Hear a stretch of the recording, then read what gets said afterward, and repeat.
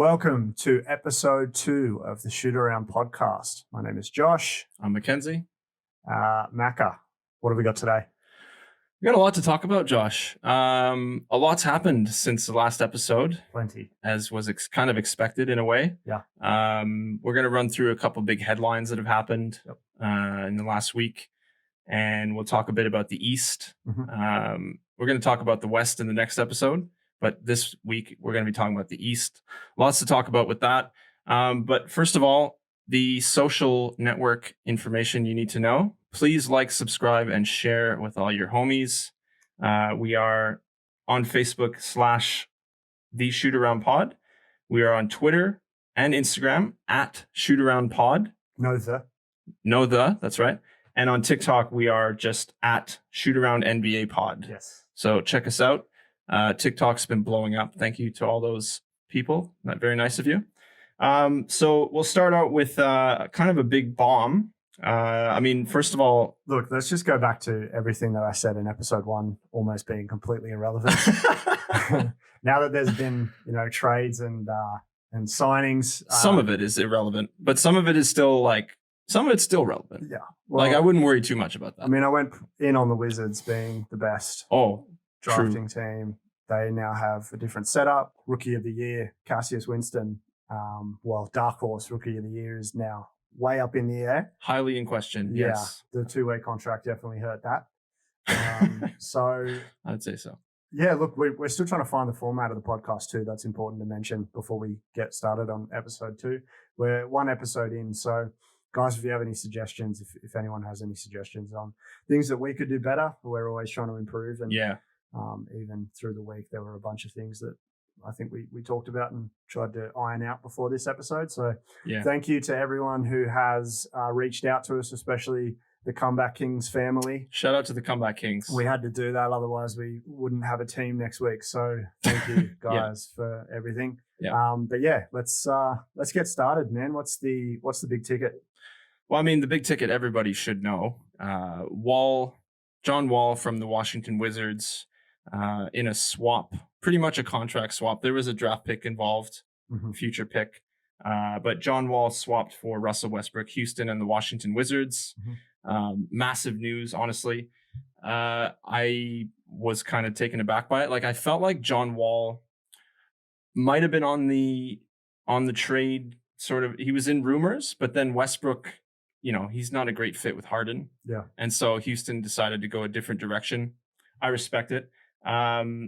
There's definitely issues to sort out with both teams that fit even as is. Yeah. Apparently Harden wanted John Wall. Yeah. And as somebody, I wish I could shout out their name, but somebody on social media said James Harden's just swiping right on every point guard in the league. Yeah. So shout out to James Harden doing his thing. Yeah. Running things. I love that he's just rejected all the top point guards in the league. God. Like Chris Paul, you would have thought was a great fit with him. Yeah. But the personality clash wasn't amazing. Yeah. Chris Paul is a pretty hardcore dude. Very passionate, very competitive. To be fair, in the playoffs, sometimes James doesn't have that passion. But we'll get to Houston. We'll get to Houston next week. Next week, we'll leave that one. But basically, they swapped point guards. It's an interesting fit with Washington. How did you feel about the trade? Yeah. Go on. I think it's just like swapping like for like, isn't it? Kind of. Follow for follow. All it is, John Wall's a better shooter. He's a better jump shooter. Yeah. But was that the right move for either team? I think Wall is a more willing passer of the ball. Absolutely. Even though Westbrook averages 10 assists, you need to watch Westbrook play to understand how he does that. A lot of it is off the back of his play where he'll take a dribble and take a guy one-on-one and then at the last minute just throw a ball. It's watching Westbrook can be exciting. It can also be excruciating, frustrating. Yeah. There's a lot of adjectives you could throw out there. But fascinating this season is an adjective I would use to describe the Westbrook-Beal dynamic. It's funny because just for Washington's side of things, and we'll get into them since we're talking about the East today, I didn't like the team before they traded. And now there's a switch in my brain where I'm like, I could watch this team. Like it's a league pass team because it's just like Westbrook and Beal They have the young guys. It seems like it could be volatile. It could be exciting. Yeah, that's the thing. I'm curious as to Beal's fit with Westbrook. Yeah. Beal and John Wall had a lot of issues in the past where they both wanted that primary ball handler role. Yeah. And now you've got a guy that demands like 60% possession of the ball. He wants to be the man. He wants to be the guy. He does. Beal had 30 points last year. Yeah. So how do you fit Russell Westbrook into that system? And especially now with Denny Avdia, who's also a guy that can bring the ball up the court and take primary possession. So I don't really know what Washington's planning to do, how they're planning on operating their system over there, but they must have some idea because they also threw in a first-round pick. So it's lottery protected. But, interesting. Trading for a guy that has no jump shot, that's a worry. He's it's just I mean, Washington's done some questionable stuff recently in recent years. Not even just contract wise, but draft picks, trades. Like, do you remember Jan Vesely for the Wizards? I do. That was a questionable pick. That was among other decisions. But like the Wizards taking a chance on Westbrook because of the money. It's not like there's a lot of suitors. They probably wanted to go a different direction, maybe get off of the fact that Wall's got an Achilles injury and he might be sunk investment. I don't know if that's the right financial term, but we'll go with it, because he's owed like $44 million. I should have his contract up, but he's owed a lot of money. His contract up to see what he's worth. And I think it's around the 40 mil mark. It's like 43. And he's just getting a lot of money for somebody who could be a sunk cost. And I think they wanted to swap it for something else that might be more valuable. So 2021, 41 million. Next season, 44 million. Next season, 47. So almost 47. 22, 23, almost $50 million on the books. Which is a player option. I mean, I'll go ahead and say he's going to pick that up. That's a bold prediction. First hot take of episode 2.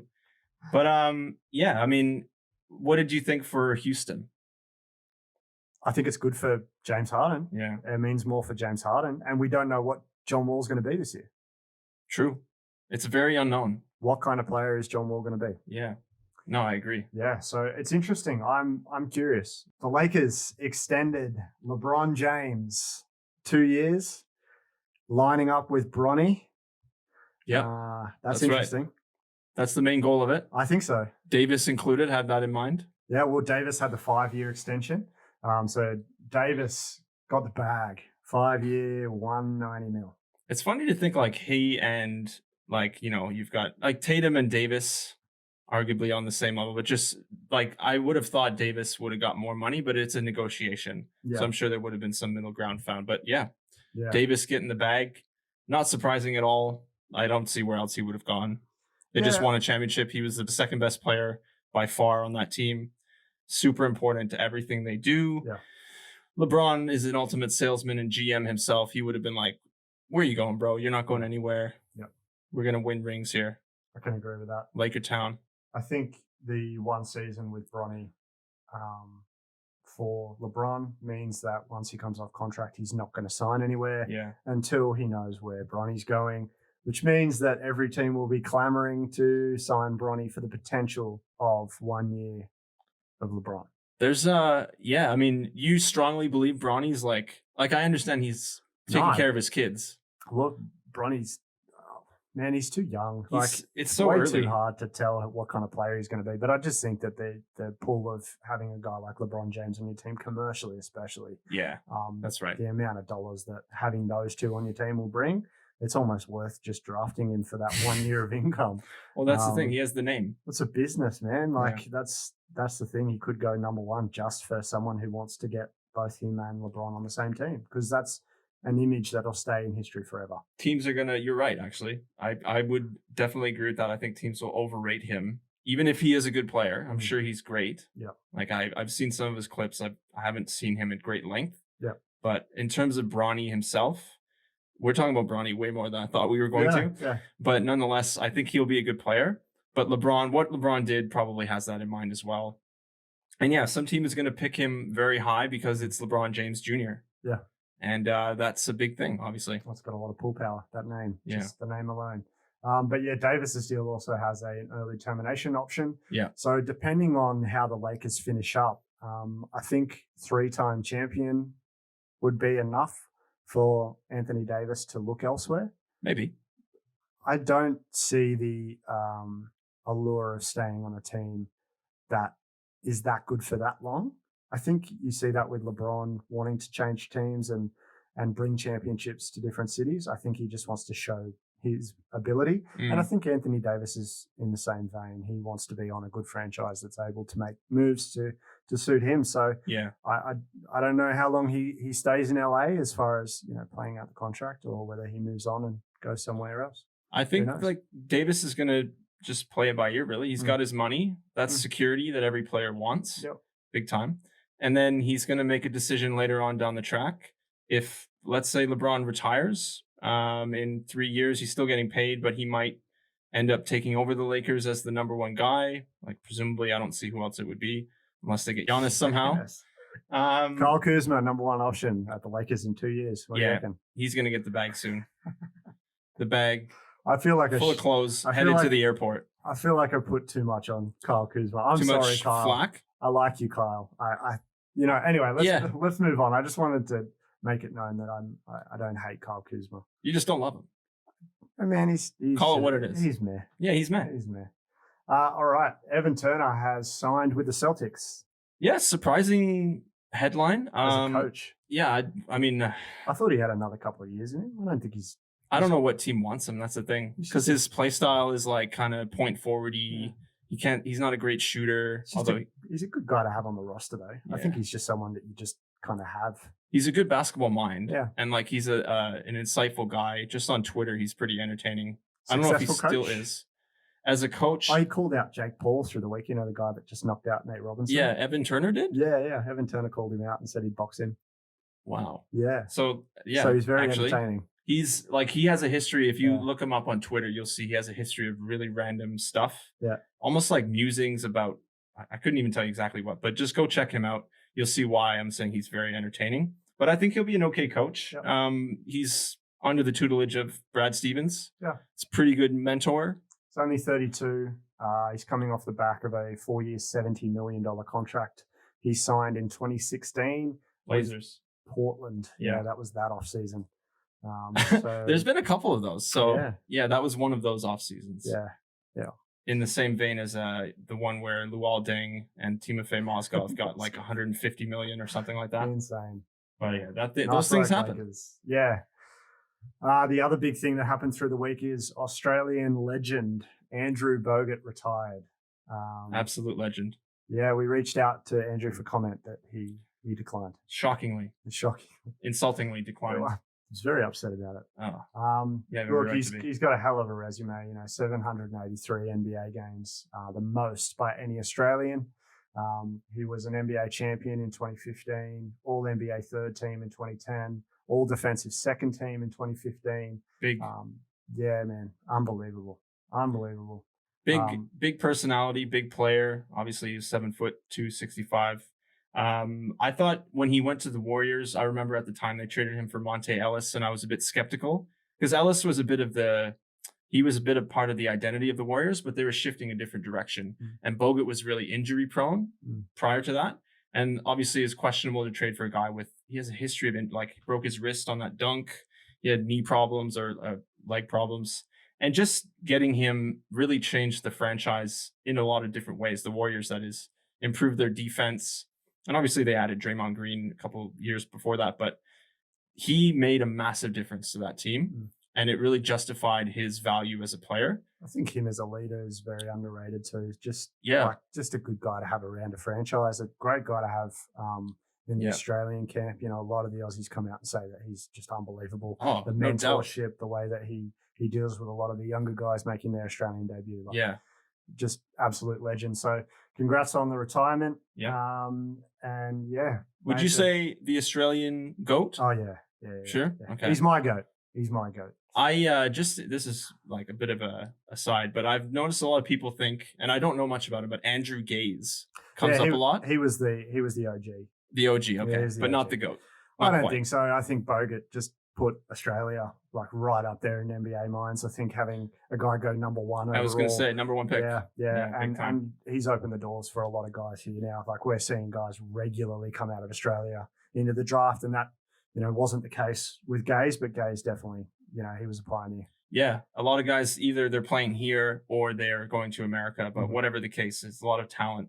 Definitely he's been inspired by Bogut, and salute to Andrew Bogut. Yeah. Great career, great player.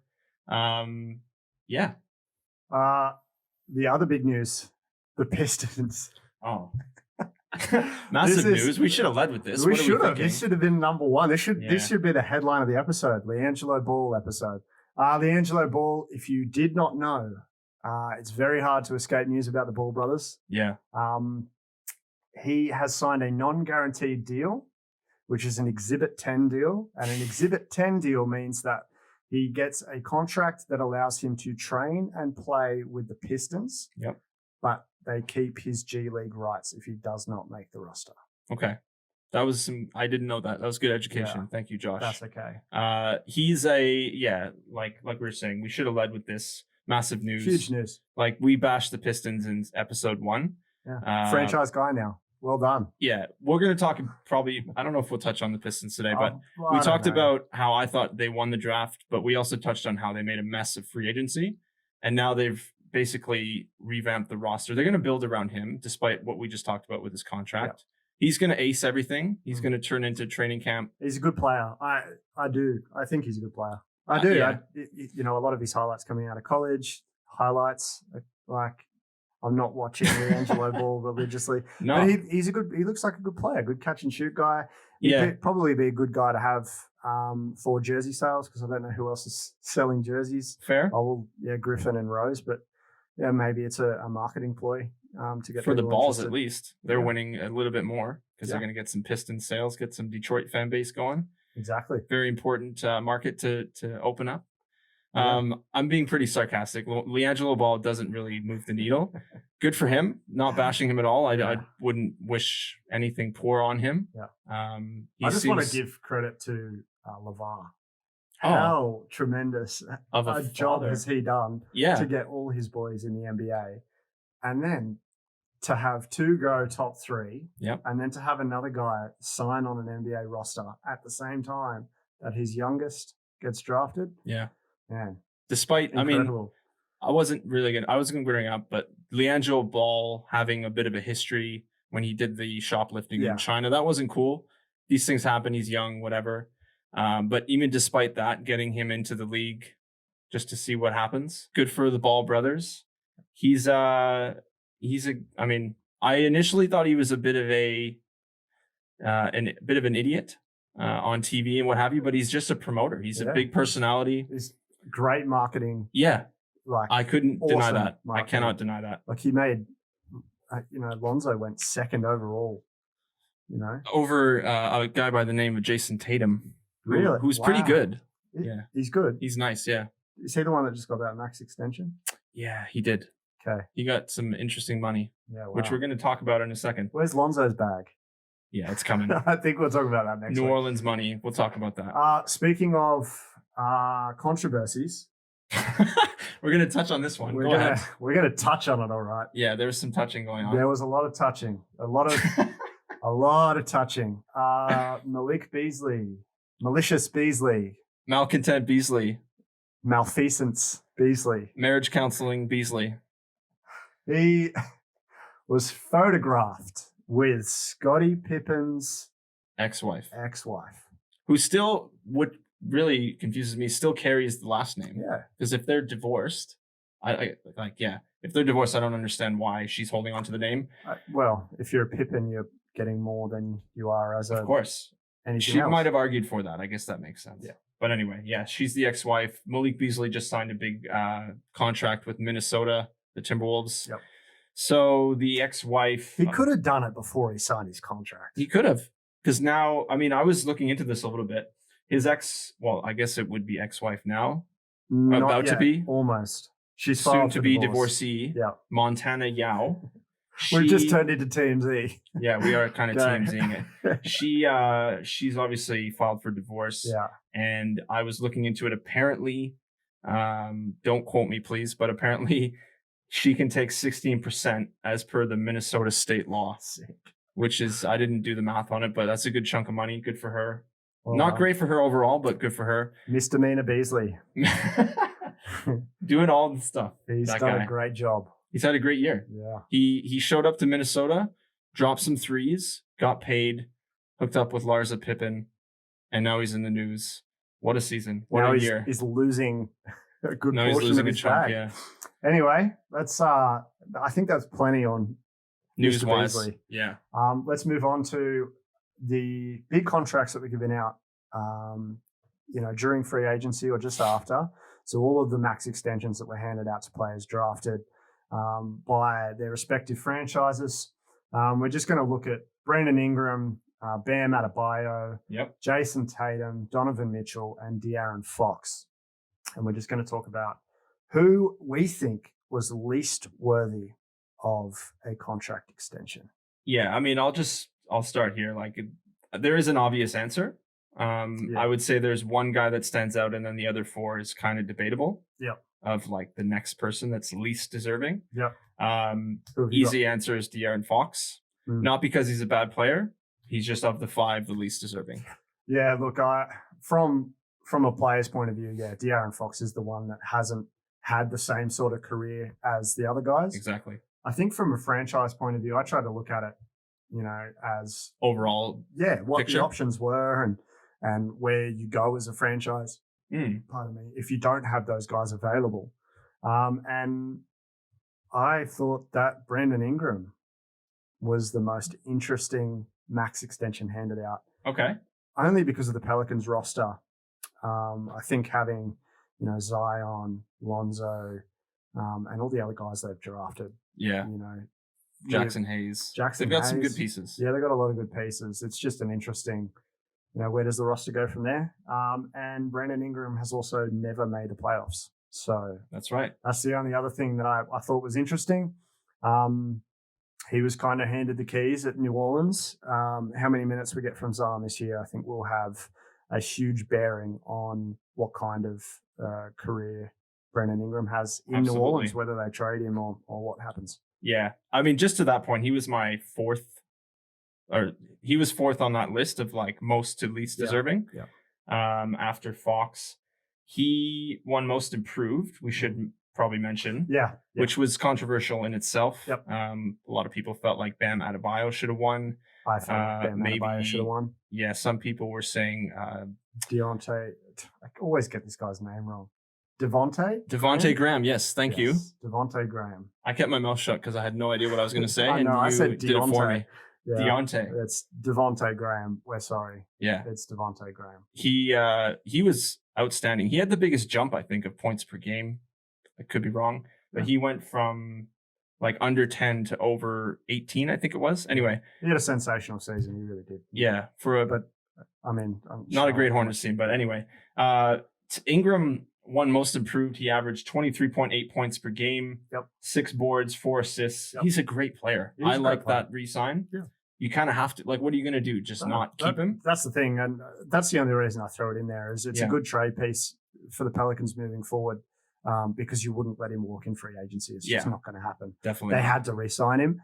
I just thought that rather than give the obvious answer of De'Aaron Fox, I'd kind of throw it back to the Pelicans and be like, hey, like, what's the plan? Okay. Are you going to keep all these guys on the roster or are you just hoarding trade pieces? Feels like a contrarian take. Yeah. Well, you're wrong, so that's all right. We'll move on. Right, okay. Most deserving, Jason Tatum, obviously. I had Bam. To me. Oh, okay. Yeah. I mean, there's a $30 million difference. Yeah. So you could argue that side of things. Bam had a phenomenal playoffs. Bam's been to the finals. That's why I had Bam. I understand that Tatum is the number one guy in Boston. Mm-hmm. I think he took that mantle very early from Kemba. Kemba was bought as the number one, and then Jason was like, no. Yeah, give me that. No, let me take this. I would say Tatum because he has MVP potential. Yep. He's a all-around player. He plays defense. He plays offense. So does Bam. But Tatum can shoot threes at this stage. He's just a weapon. Like his Tatum's scoring, the obvious pick. He has to be. He has to be. His scoring prowess is unbelievable. Yeah, and he's so young. I think he's 22 years old. So, good for him. Good for everyone that got paid. Not even just those 5, but those were the most to least deserving. Can I just mention that Bam Adebayo rejected Jason Tatum to win that was a big Conference block. Finals game. Yeah, I thought you might bring that up. I did bring it up. A single play wouldn't push Bam over the other. It's not the single play. It's the whole picture here. Right. But that play signifies just how good Bam Adebayo is. I'm a Bam Adebayo stan. I'm with you. Trust me. I might just stick a 1 on my Miami Heat jersey. I just in duct tape. Yeah, just a black electrical tape. Yeah, electrical tape might do. We'll make it work. Yeah, we'll work something out because it's too expensive to buy. I don't want to buy a jersey yet. I'll wait till the Vice jerseys go on sale. Yes, and then do I'll that. Grab one of them. Those are amazing. They are incredible. If you haven't seen the new Vice jerseys, Miami has put out, incredible, outstanding. They do a fantastic job every year. Probably the nicest jerseys in the league. Love being a Heat fan because their gear is incredible. It's pretty good. Yeah. All right, let's move on. This week we are looking at the teams in the Eastern Conference who kind of have the most to lose, but also the most potential. We stayed away from a lot of the teams we mentioned last week, and we're just going to go over the roster, the situations of all these teams, and what their plan is this season and how they're looking. Yeah, we'll start with Milwaukee. Let's start with the Bucks. Yeah. Let's start with the Bucks. So, I look at this as they're going all in type of season.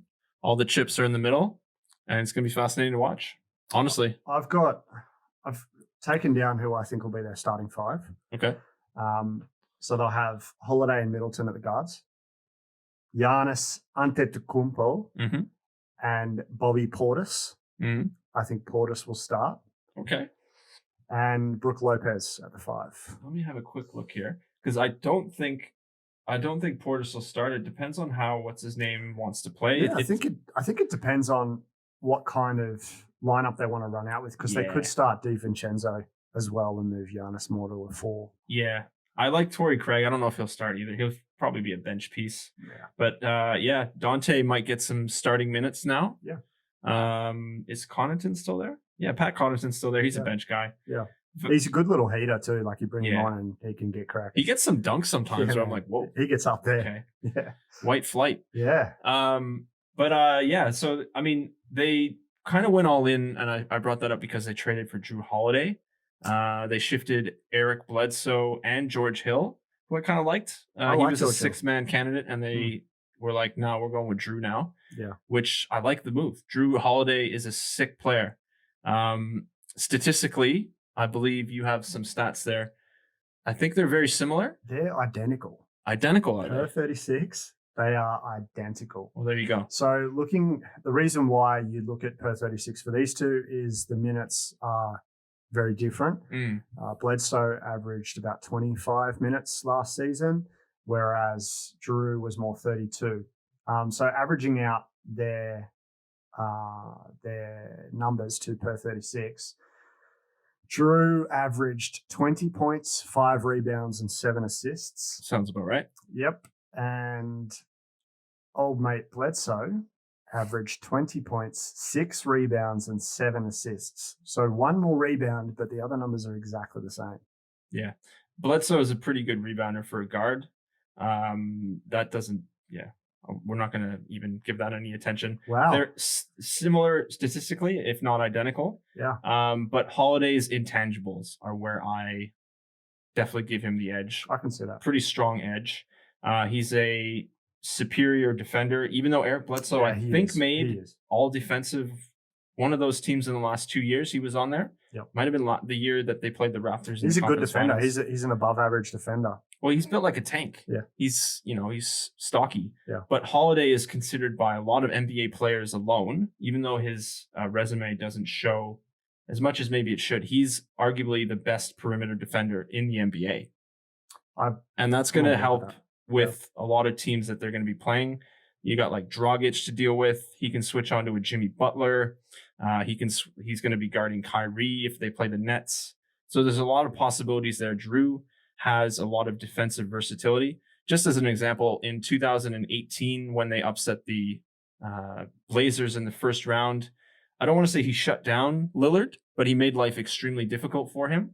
And then in the next round, they were playing the Warriors. and he was switching between Curry, Thompson, and Durant. And Durant himself gave kudos to that type of versatility and just acumen for defensive stuff. He's just brilliant on the defensive end. I'm concerned for the Bucks. They were the best team in the Eastern Conference last season defensively, possibly in the league. By far, actually. They had a historically good defense. Yeah. So they kept saying that all year. Adding Jrue, what does that do? Well, offensively as well, he's got more size than Bledsoe. I think he has a better shot selection and he has a better feel for how to run the team than Bledsoe does. I wasn't a fan of watching. I really don't like Eric Bledsoe, to be honest, as a fan. Okay. But I like Jrue's intelligence and basketball IQ to be the floor general. And Giannis is kind of like the point forward on the team also. And Middleton gets touches. Their offense doesn't really need like a Chris Paul type of floor general. Yep. But I think he fits seamlessly into their system. I really like the pickup, honestly. Yeah. Yeah. Okay. I'm not a huge fan of the pickup. I think giving up as much as they did handcuffs the franchise. That's another especially if Giannis leaves. If Giannis leaves, it's all in. Jrue Holiday has a player option at the end of this year. If he declines that option, he's an unrestricted free agent. So, and if Hayward gets $30 million, what's Jrue Holiday getting? Yeah, you're not wrong.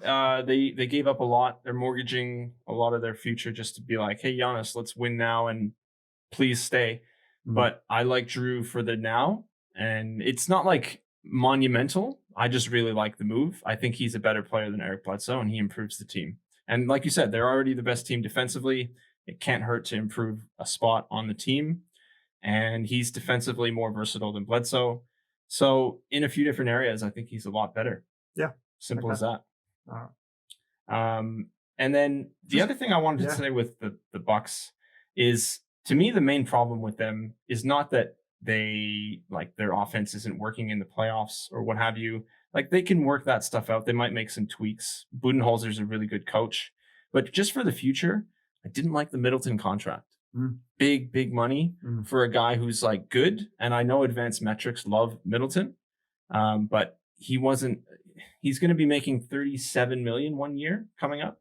That's a lot of money for Chris Middleton. Yeah. And I don't love it. And I think that could handcuff them a little bit. Yeah. Like they do have the slot for Giannis, but he's your other slot.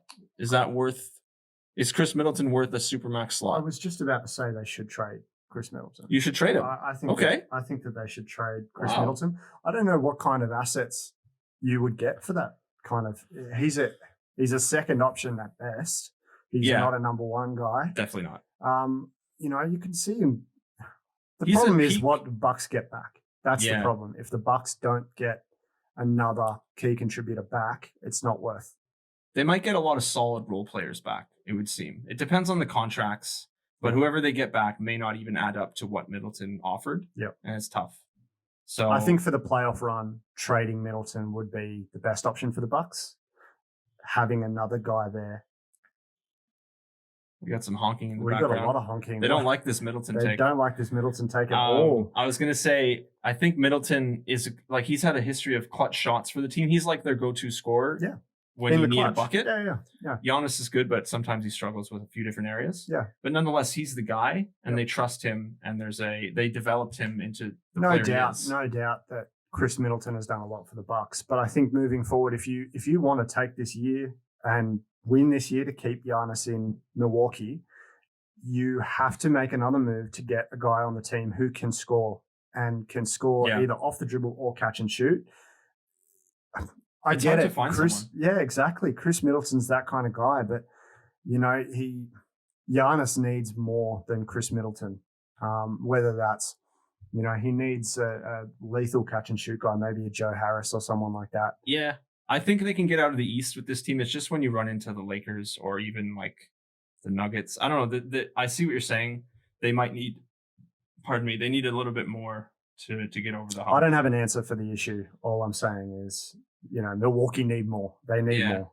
Yeah. I don't think they've done enough to even beat the Heat if that situation happens again. See, the Heat were a really bad matchup for them. And awful matchup. They struggled all year against the Heat, and they did. I said from the start, if the Heat meet the Bucks in the playoffs, it's It's just not even a competition, unfortunately. Like, I would love to see Giannis stay in Milwaukee, even as a Heat fan.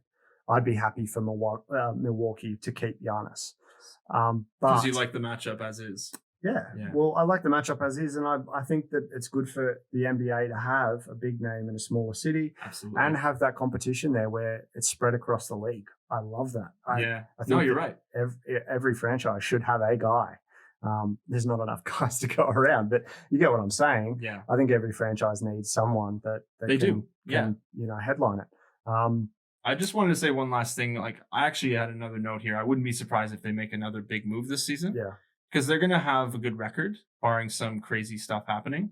But they might be like, we're not good enough. Yeah. Like you're saying. I don't know if it's Middleton, but he's the guy everyone would be looking at. Because it's not Giannis. They just traded for Holiday. He has to be. It has to be Middleton. Presumably. Or they move. Brook Lopez? Well, you wouldn't. You like him. Man, defensively. His plus minus is incredible. On the court, he makes such a difference. Splash Mountain. But the issue is there's no one. Who else can they add? There's no one there unless they go in on James Harden and try and throw a bunch of other picks in there and really handcuff the franchise. We have to see if Houston likes Middleton that much. Yeah. That's a hell of a trade you just suggested. Yeah, I literally just saw the name on the list and I was like, oh, he's been discussed, so let's just throw him out there. But maybe Philly's like, oh, Tobias Harris?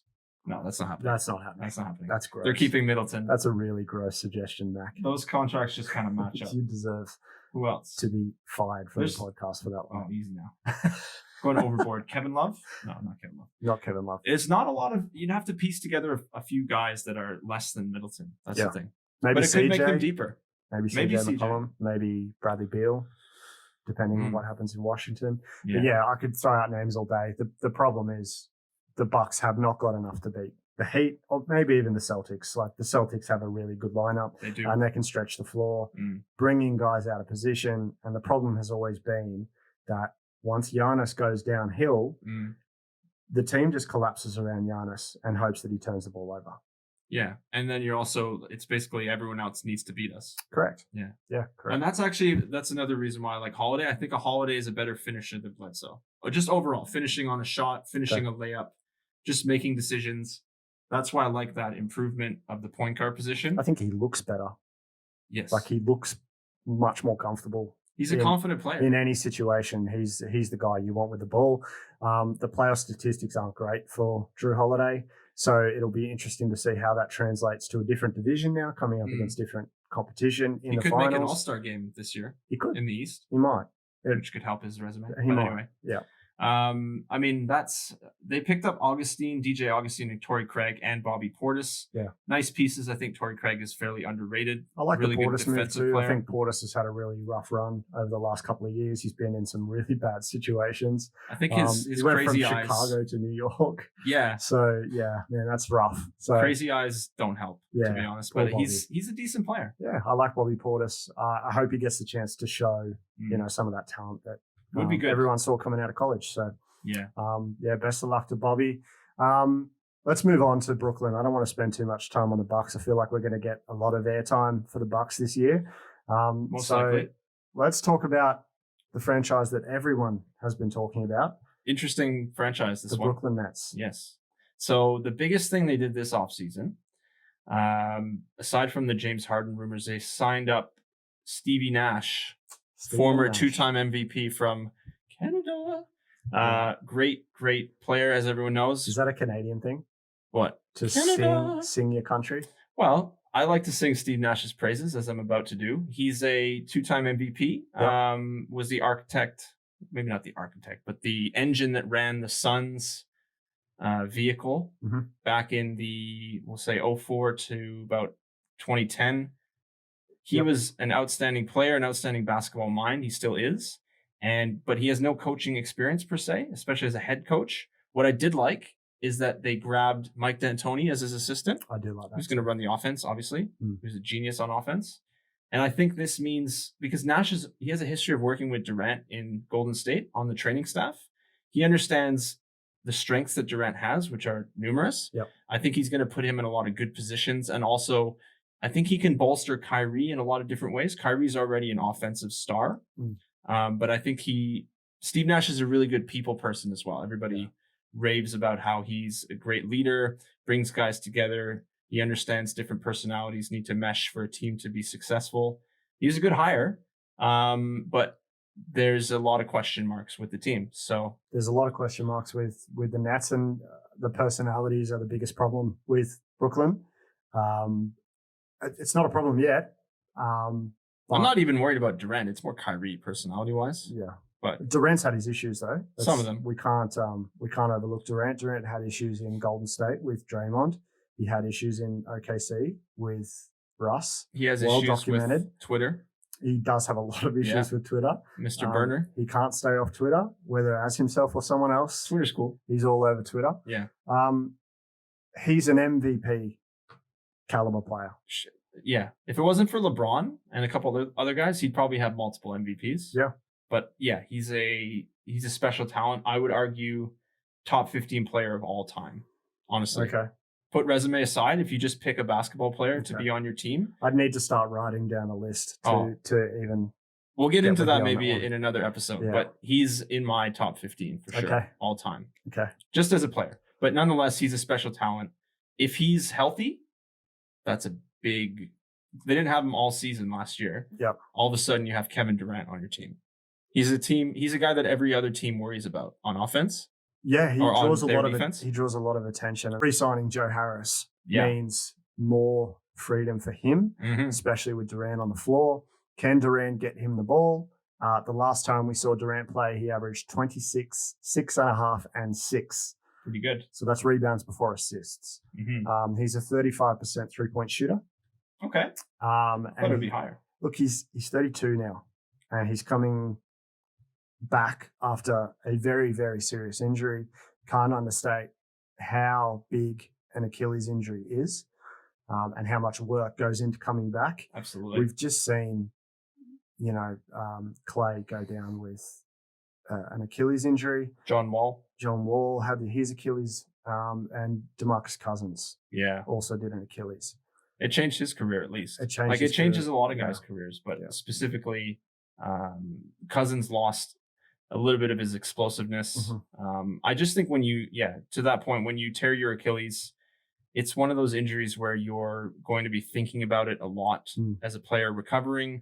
You go through all the wear and tear. It's that explosiveness of the season. Yeah, exactly. Explosiveness all comes from there. Because you don't even think about it when you're pushing off of your foot normally before you tear an Achilles.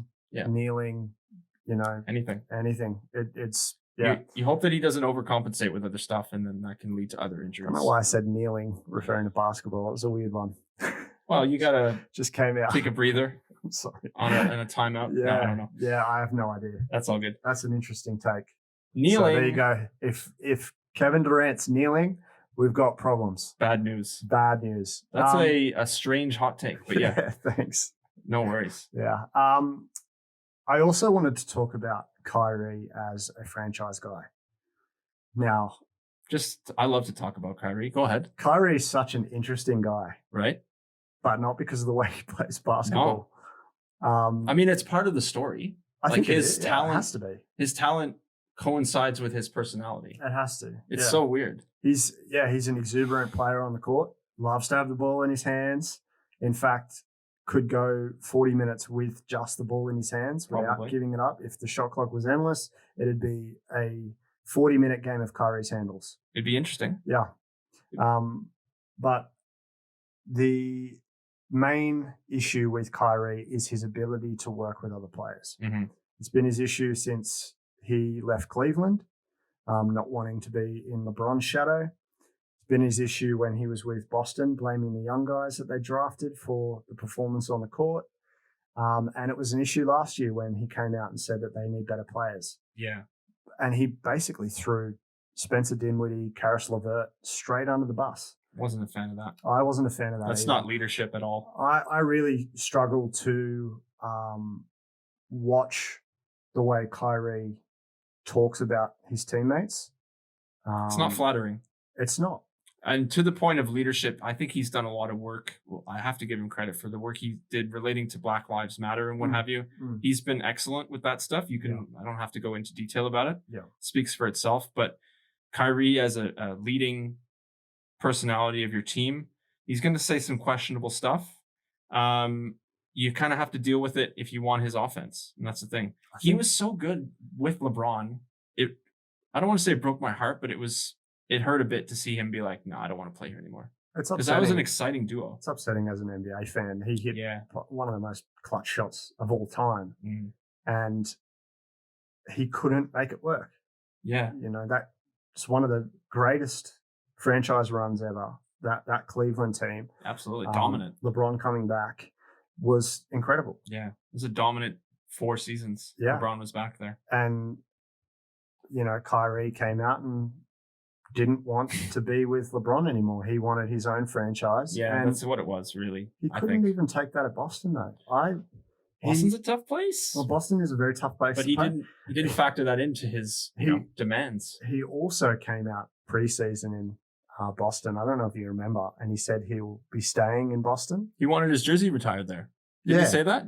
Something along those lines. Yeah, he was in the preseason, and he came out and he was doing an interview on court with all the fans there. And he said that Boston is his home and he's going to stay there. I do remember that specifically. That offseason, that was it. Gone. He also had some commercial. I think the commercials where he said he wanted his number retired in the rafters. Pretty lofty thing to ask for when you just got there. He has a jersey retiring level of talent, but to do it in Boston and just sort of flip it was a bit unsettling and makes you question if it's going to work in Brooklyn, obviously. Well, Brooklyn have a similar kind of, that ride or die kind of fan base that have been through a lot. That's a rough franchise. They went through a handful of years where it was just like, okay, so we don't have any draft picks. We kind of just have to field the team and hopefully we sell tickets. They managed to do that. So congratulations to Brooklyn for selling tickets during those tough years. Yeah, well done, guys. But they came out on the other end. I just wanted to give a shout out quickly to GM Sean Marks, Kiwi, great GM. He made some shrewd moves to get rid of some weird stuff that was happening there. When they had the Garnett and the Pierce contracts, and he's put them in this position to get this talent. So to make it work would be a hell of a comeback. Yeah, I'm not pulling for them. I'm not a Brooklyn fan, but it would be a hell of a comeback. I am curious to see what kind of system Nash runs, whether it is the D'Antoni Rocket system. I doubt it. I doubt that it'll be a mix, I think. Heavy ISO. No, not ISO. So is it going to be a lot of off-ball movement? Are we going to see some kind of iteration of what the Heat were doing last year? I think it all depends on how Durant wants to play, because I think he kind of dictates the offense. And how much ISO we get from Kyrie, who's a guy that a fair amount. I would imagine we're going to get a fair amount. He tends to just do it. Yeah, exactly. He tends to just take the ball and do it. But they got together with Durant has said I wanted to play with Kyrie. I love his game and they're friendly and this and that. Coming together and actually playing together. We'll see. Different situation. Yeah. It's all fun and games to go to shoot around with a guy. And then, you're on the same court and they're doing something completely different. Yeah. You kind of look at them like, hey, you weren't doing that last week. Where's this come from? Exactly. So that's a bit like when we're just shooting around and we have some hot takes at the court, but then when we get on the mic, I think we're explosive. I don't know if they're going to be explosive. Yeah, you're right. If their duo works out like ours does, it's in for a good season, Brooklyn. Yeah. Count on it. Yeah, if you guys can, have the same sort of chemistry, then look out. Rings galore. Fill up the fingers. I also wanted to talk about the contracts that they have on the roster. So Karis LeVert is actually earning $16 million, which is, it's probably about his value. I was going to say, yeah, that's fair. I don't think he's a starter. I think he should be a 6-man. If he would accept the role, I could see that working. Well, I don't think he Dinwiddie's would. A 6-man too. Yeah. So I like Dinwiddie. Actually. I like Dinwiddie too. Good price too. $11.5 million for Spencer. Yeah. I agree. Karis could come off the bench, but he's got starter level talent to me. Yeah. He's a great player, and that's. I think that you have contracts there that can be moved if you want to go all in with this franchise. The roster, the way it is not beating the Lakers. Probably not. Most likely not. How many years do you have left of MVP KD? It's hopefully really a couple question, at least. Yeah, well, you'd hope so. It just depends how he comes back from that injury. Yeah. But you have contracts there that can be moved. So do you do that now? Do you wait halfway through the season? So it's interesting, that there's also the rumor of the Harden trade, which keeps coming up. Doesn't matter how far Harden tries to run away from it, or the Rockets try to run away from it. It won't go away. And where there's smoke, there's fire. I don't like that trade for them because the ball dominance of all the players. I don't know. Harden could just flip and be like, I'm good as a third or a second option. Because it ain't going to be Kyrie. I doubt it. He keeps getting rid of guys in Houston. The weird thing is, and this happened a little bit in OKC with him and Westbrook, Durant is like obviously a number one option level of talent, but he has a passive personality. Whereas Westbrook was the alpha and would always take like endless poor decisions, bad shots.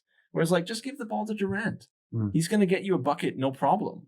And if he misses, at least you had the best chance possible to make a shot. Yeah. But then if you bring in Harden and Kyrie, I don't want to spend too much time on this because it's just a rumor right now. But if you bring in Harden and Kyrie, that's two other mouths to feed when it should be Durant getting fed first, in my opinion. Even though he's coming off of an Achilles injury, which is in most cases devastating, historically devastating injury. You got to feed Durant, man. No, I'm with you. You got to feed KD. I think, Durant has to be the guy, and he has to be the one that tells Kyrie to give him the ball. He has to have that authority that when the game's on the line, the ball's in his hands. And I think it depends on, again, what kind of KD we get this season. Yeah, we'll see. If it's going to take him a little while to get back into it, he's an unbelievable player. Just generational. At his peak, him and LeBron are 1A, 1B. At that point, when he won MVP, I would say they were pretty on par. So, like, if he gets back to about 90% of that, they're in good shape. Yeah. It's still tough. They'll have to play Lakers in the finals, most likely. That won't be a great matchup for them, I don't think. No. They got no one to touch on Davis. Well, I think they're going to struggle to get through a lot of the teams in the East, too. There's a lot of teams in the East that match up really well against. Yeah. I mean, just hypothetically, if they made the finals. But I agree. They're going to get through a tough East slog. And there's a lot on the line in Brooklyn. They don't have a lot of wiggle room as far as cap space. Tough now, they're kind of handcuffed for a couple of years. Joe Harris's contract. The Joe Harris contract. I liked the Joe Harris contract. You've got to pay that guy. He's sniper, one of the best shooters in the NBA. But they now don't have any wiggle room for the next couple of years. You kind of have to go into that win now mode and possibly give up future assets to add to the roster that's already there. So I'm interested to see how they improve on the roster, if they do improve on the roster, and, what point in the season that they decide that, they need help now. Yeah, I would guess around the trade deadline, just on that point. Yeah. I was going to say one other thing here. I was going to say an over-under for Kyrie to make a strange comment, like a before and after. I'm going to say February 1st. The season starts December 22nd. Okay. I'm taking the under. 100%. Yeah. I'd put like $200 flat on it. I reckon it's going to be like, what did you say, February 1st? February 1st, over-under. Oh, I got January. January? Oh, yeah. January 1st? Oh, yeah. December 31st. I literally, I have like the first couple of games of the season, he's going to say something absolutely wild. We'll see. Yeah. If he gets past Feb 1st, that would be amazing. Yeah. But yeah. That'll be a new record for Kyrie. Like not having a headline comment for the first 2 months of the season. That's incredible. That's pretty incredible, actually, yeah. Let's have a look at the Philadelphia 76ers, who this offseason decided to bring in a new coach. Right. They have made a couple of roster changes, a couple of trades. They kind of hit a quick refresh on last season's offseason and went, oh, we made a mistake, and quickly changed a couple of things around and were like, that never happened, and swept last year under the rug. But getting rid of Brett Brown has to be the best thing that could have happened for the Philadelphia 76ers. Addition by subtraction. Yeah. But then they got Doc Rivers. Doc Rivers is an upgrade over Brett Brown for 100%. Sure. I don't like Doc Rivers in general as the coach. He's not my favorite head coach in the league. He has a good track record of like winning games. He's got a really good track record. He's only missed the final 5 times in 21 years. You mean the playoffs? The playoffs. Yeah, that's all right. Not finals. Sorry. But playoffs. like his run with the Clippers has a lot of spottiness on it. Yeah. But at the same time, He's by all accounts, he's a good coach like a player's coach. He's for his players. And if that works in Philly, good for him. There's a lot of comments that have come up recently from Paul George. We can touch on this next episode a bit about how he didn't like the way he was used. Yeah, Paul George didn't. Interesting. I found that super interesting. That's an episode of All the Smoke that hasn't come out yet. That's December 10th. Yeah. But nonetheless, yeah. So like Doc Rivers has his fans, he has his detractors. I'm not the biggest fan, but I think it's an improvement because Brett Brown, him as the head coach is a bit played out. They needed to shake it up. They got Daryl Morey as the president of basketball operations. I like that. Yes. He's one of the best basketball minds out. Yeah. And the thing that everyone gets mixed up, I think, I just want to quickly bring this up, is they bring in Morey and everyone goes, how is he's gonna trade Simmons because he can't shoot. Everyone thinks Morey is after only shooting. He's after making the best of the players that he has and having 2 stars. Yeah. So he's said that on the record. He used to have Yao Ming and Tracy McGrady. And then he had Harden and Howard, which kind of didn't work out. Harden Paul, Harden Westbrook. So he's got the 2 stars and he makes it work. Yeah. Whether that wins a championship every year depends on the season, but he's a great pickup for them. He's going to make the most of the roster. If anybody can do it, it's Daryl. I like the look of the potential starting 5 for floor spacing. Okay. I think that's something that they have really struggled with the last couple of seasons. Putting the right guys around Ben is super important. Kind of a bit like Giannis, very similar to Giannis and similar to, Bam Adebayo and Jimmy Butler in Miami. You've got a bunch of different guys on the roster now that can actually shoot the ball. Yeah. And also, if they need a ball in their hands, they've got that now too with Seth Curry, who can play that backup point guard role for them. Yeah. Which is a huge upgrade on anyone that they could have added. Well, they were running a lot of Shake Milton last year, a bit, who I really like, actually. Well, Doc has already come out and said that Shake will be their 6th man. Okay. So he's going to play bigger minutes this year. Because I was going to say, I can see your starting lineup that has Furkan Korkmaz in it. Yes. Danny Green is probably starting. You're probably right. That's who I would have. I had Korkmaz because of the comments that Doc Rivers made last week. Okay. He said that Korkmaz was going to be a big part of this roster. Ah. So I'm assuming that means he could be starting, but it also could mean he's just going to have a big bench role. So my potential starting 5 would be Seth Curry, Korkmaz, Ben Simmons, Tobias Harris, and Joel Embiid. Okay. I mean, it's mostly, that's, if it's not that, it'll just be Danny Green differently. Yeah, it'll just be Danny. And that's the other guy that I had in there just as a, he'll be there. He's a great pickup. Yeah, he is. He's a 3-and-D guy, and that's what they needed. Consummate professional. Danny Green copped a lot of flack this offseason for his role on that Lakers championship Lakers. Well, team. he got death threats for missing the shot in Game 5, which is not surprising, but you don't like to see that. No, man. No, it's just a basketball game. Basketball, but he did so much throughout the year for that team. And you can't just look at the way he's shooting the ball as his impact. He's one of the best defenders in the league. Intangibles type of guy to me. An incredible player. I'd take him any day of the week. Yeah. So he's a great pickup for the 76ers and a great locker room guy for them. Exactly. He's now been on 3 championship rosters. That's exactly right. That says something, doesn't it? It does. He's, by all accounts, I think he was one of the best plus-minus guys for many years as well. I know you like that stat. If you looked him up, I'm sure he's up there. Love plus-minus. And great three-point shooter if he's not on the Lakers. He was a sniper with the Raptors in the regular season. Yeah. He fell off a bit in the playoffs, but nonetheless, good pickup from them. So they also... they still obviously have Matisse Thybulle, who I like. I like Matisse. Again, he'll be a big piece. If he can kind of correct that jump shot and start making more jump shots consistently, he's a great player. His defense is outstanding. Yeah, for a guy out of college, he was unbelievable last season. I seriously hope he commits to Australia too. I really does he have nationality? Yeah. I didn't know that. Yeah, I think his mum is Australian or his dad. Good for him. One of his parents are Australian. So hopefully he commits to Australia because we need that kind of, defense on the team. But yeah, he's a very good player. Very good player. They have a much better roster this year. Makes sense roster. Because they got rid of Horford, who was a bit of like he was a bit of a dud. It just didn't fit. It was never going to work. He's a guy that his whole career he's played the 5, and they bring him into Philly, and they're like, "Oh, here you can stand with the biggest center in the league and play the 4." Yeah, there's not a lot of space there. Plus, you have Ben Simmons, who's noted not a great 3-point shooter or floor spacer. He doesn't shoot threes? No. That might be news to people, but I thought you knew that. Sorry. No, I didn't know that. Yeah, the thing I was going to say is funny about that. Al Horford for years was asking to play the 4 in Atlanta. He preferred to play the 4 because that's what he played in college next to Joakim Noah at Florida. And then he came to the NBA and he was kind of put into the 5 role because Atlanta played smaller. They had Josh Smith.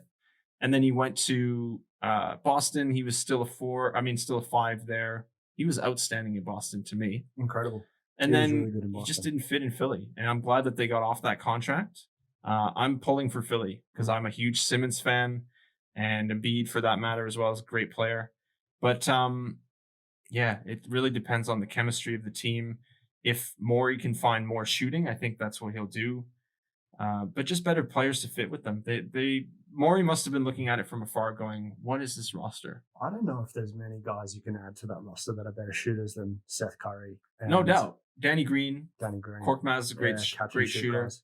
If you can get off Harris somehow, Morey would get a statue in Philly. That's something I wanted to quickly talk about. Tobias Harris, the numbers that he put up for the Clippers with Doc Rivers as the coach were good. Incredible, man. He was a borderline all-star. Yeah, he was. Yeah. He was. He almost made the all-star game. I think he only just missed out. But his stats playing under Doc Rivers were amazing. If he can get that Tobias Harris back, then good shape. I don't see why they would need to move that contract. It's a big contract, but you're not going to let Tobias Harris leave for nothing. So no, it was kind of it wasn't much of a decision to make. They had to re-sign him, and they just went, "Oh, here you go." It was a tough one. Yeah, it's the worst contract in the league by my estimation, just overall. Okay. Like nothing against Tobias. Every time we do these contract things, like it's not slander. No, it's not meant to be. No. But if you just look at the numbers versus the value, I mean, he's a good personality for the locker room and what have you, and he's a good player. But you paid him over $35 million a season. Yeah, it's unbelievable. It's tough to look at that roster and see that he's the highest paid player. Yeah, that's the hardest part. Even with Simmons' extension, I believe he's still the hiest paid player. I think he's paid more than Embiid too. So definitely is. Yeah, Embiid's under 30. It's interesting. Yeah. But yeah, so the other thing that Doc Rivers has said that he wants to do is give Seth Curry free reign, which I really like. That's what happens when you marry the coach's daughter. Exactly. Yeah. Yeah. Good move. He wants to keep him happy. So he's him and her. Yeah. Yeah. He's basically said that Seth Curry will run the point. Right. But, Ben Simmons will probably still have the ball in his hands more often than not. Fair amount, yeah. He's a great point guard.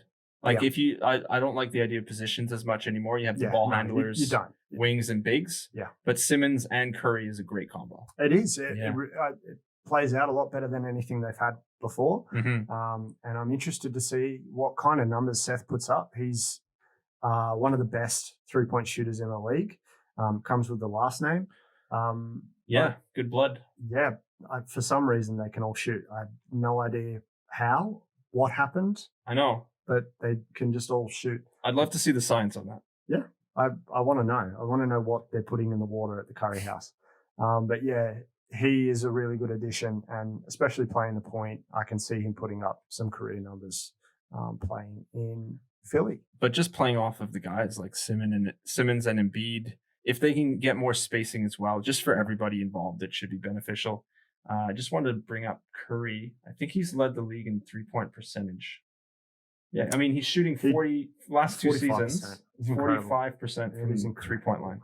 He didn't finish with the title for highest 3-point percentage. This offseason, it was Matt Thomas. Matty Ice. Yeah. Raptors guy. Yeah. He had the highest percentage in the league from 3, but he also didn't shoot as many threes. I was going to say there has to be a cutoff point. Yeah. So I think the other guy that was right up there was Duncan. So Duncan Robinson. Dunky boy. Had 44 odd. Yeah, so, he's a sniper. Yeah. The other thing that worries me with Ben Simmons is his improvement from his rookie year. The numbers are the same from his rookie year to now. He had an outstanding rookie year, and he kind of set the bar pretty high for himself, I think. Does that concern you? That his lack of improvement? Yeah. I mean, the shooting thing bothers me. I don't think we should force him to shoot necessarily. I think he does need to become a threat because that's just the way the league is. You're going to become a target in the playoffs if you can't shoot. And it's weird because we see him stroke threes sometimes just like in crunch. I mean, not in crunch time, in garbage minutes. Some of the preseason games, he's nailing threes. We see him in practice. It's not as ugly as a Michael Kidd-Gilchrist or something, or Sean Marion. He's got decent form. It's just a matter of confidence and getting him to shoot. That's the part of his game I'd love to see improve just even a little bit, as would everyone else. Yeah. Numbers wise, those will just come with the way the game is played. If you have a better team around you, I think you'll get good numbers. Like if you look up the numbers so when he plays with Embiid versus when Embiid was out, he was a triple-double threat every night. He ran the team. They were dominating teams, actually, when he was the main guy. But when Embiid comes back, things are a little bit different. Again, that was last season. They had Horford and what have you. But, yeah, I think he has a lot to do this season. Yeah. It's a big season for Ben.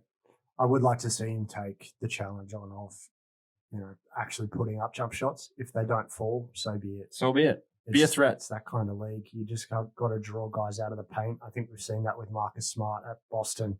He came into the league with no jump shot. Very poor jump shot. And now you got to respect him. You can't leave him alone on the 3-point line, especially in the corner. You can't leave a guy like that in the corner. And that's something that Philly need for floor spacing to open up the middle for Embiid a bit more. Mm-hmm. Because if Embiid's getting doubled all the time and they're just leaving Ben Simmons, then you're losing that threat. So I would question their ability to go to the finals with no 3-pointer from Ben Simmons. We've just seen that with Giannis and the Bucks. Mm-hmm. Not having your main guy shoot threes means that you can hang off him and wait. The strategy is to just hang off him and be like everyone else, or actually you make the shot. If you don't, we win. Yeah. Or force someone else to beat us. If you're Giannis, that type of thing. Just like they just let him come downhill, pack the paint, and same thing can happen with Simmons. Either you go to the rim, which is going to be impossible for you, or you kick it out and make someone else make a shot, or you take the jump shot. And he took the jump shot more often than not, and it wasn't falling. I know. So you've got to take that jump shot to make teams respect you. Absolutely. Fake it till you make it, Ben. Exactly. You'll make it eventually. Come on, Ben. We're pulling for you. I love Benson. I just want to say, categorically stating, love his game. Amazing defensive player. Transitionally incredible. Oh man, one of the best in the league. Top 5. Gives effort every game. Yeah. It's just the shooting stands out for obvious reasons, but he'll get there. And I think it's just from the playoffs and finals point of view is how quick are you going to be able to get there? And are we able to see it this season? Mm-hmm. Especially because he's in his 4th year playing in the league, 5th year in the NBA, but 4th year in the league. You kind of want to see those kinds of things come along a little bit. Mm-hmm. And I think Philly fans would be happy if he just took 1-3 game. Like, just take one. Just put it up. They cheer for him every time he's standing at the 3-point line. I know. Like, shoot, bro. Yeah. I think they just want him to put up the shot. It's either going to fall or it's not, like any other shot you take in the game, Yeah. I don't see how it's any different. I suppose he's just overthinking it. Yeah, he might be. At this point, it's been a bugaboo for the last 3 years. So, come on, Benny. We got you. Yeah. Let's look at Boston. All right. Boston Celtics, fell short a bit with running into Miami. That's not taking anything away from Miami. Yep. They beat Boston fairly handily. There were some good games there, but I thought Boston was a threat to win that series. Going forward, they lost Hayward. Yep. Again, I thought that was an addition by subtraction because I think that opens up more just by the nature of the absence of Hayward's ball handling and the presence he has. More shots for Tatum, more shots for Brown, more shots for Daniel Tice. I think they're going to be better. There's not going to be a distraction of that because I think Hayward there was a thing where I'm getting this money, but my role is to be the fourth option. And there was rubbing guys a bit of the wrong way. So I think if you bring in... Pause. If you get rid of Hayward, but you bring in Thompson, so you're bringing in a different type of player, but you're not losing a body, and you're opening up the floor for everybody else. Yeah. Tatum needs to average. I think he's going to average 30 this year. Yep. I think Brown's going to go over 20. Yep. Probably like 22, and Kemba should have a good season as well. I like this team this year. Yeah. Maybe not to challenge the Bucks, but I think they're in the best position to be consistent. I have the most faith in them actually being like a good team. Okay. Like not some dramatic fall off. Okay. So where do you see them sitting in the East? Pardon me. I had them at number 4, just because it's going to be the regular season versus the playoffs. It comes down to matchups in the playoffs. Yeah. I like them as the number 4 seed. Okay. They'll win whatever matchup that is, I believe. Okay. Because Brad Stevens is a mastermind. He'll make something work in the playoffs against most coaches, unless it's Eric Spoelstra. Yeah. But yeah, I like Boston this year. Okay. Not as much as I actually had the Nets over the Celtics this season. Wow. All right. And that's assuming everyone's healthy, which it never is. Yeah. But you can't really predict injuries. No, you can't. It's impossible. What did you think of Boston? Yeah, I like them too. I think the only issue with Boston's offseason was the losses of the depth guys there. Losing Wanamaker. Yeah. He added a lot. I really didn't expect Wanamaker to be that kind of guy. But, man. He was okay. He wasn't my favorite. Like, he was a good... It's not my favorite. He was great to just bring on the court and have that backup point guard there. He knew that system so well. That's true. He seems to be the kind of guy that studies every team that he's about to play. I see what you mean, yeah. And so losing that kind of leadership off the bench, bringing in Jeff Teague. I like Teague. I forgot they got Teague. Yeah, they got Teague. I like Teague, but I don't know if he brings the same kind of energy and enthusiasm of the game that Wanamaker has. Okay. He also has he has a tendency to put the game into ISO ball, where he'll take the ball and try and beat a guy off the dribble. And that's not the way Boston plays. Definitely. So it'll be interesting to see how they handle that situation. They added Peyton Pritchard, who was their number 26 pick. Did you know that? In the NBA draft? I hope so. Can you fact check that? Drum roll, please. Did Josh nail that? 26 overall pick. I haven't got a drum roll soundbite. We're working on the sound bites. Suggestions. 26. 26 pick. Good work. God, I'm good at this. He's the draft fiend. I should podcast more often. Solo. Yeah, solo. Sorry, Macca. The Naismith pick, I also really like. Is it Naismith or Naismith? I think it's Naismith. Naismith. Okay. There's no I in it. By the way. There? Yeah. No, it's just Naismith. Aaron Naismith. Oh, okay. So it's definitely not.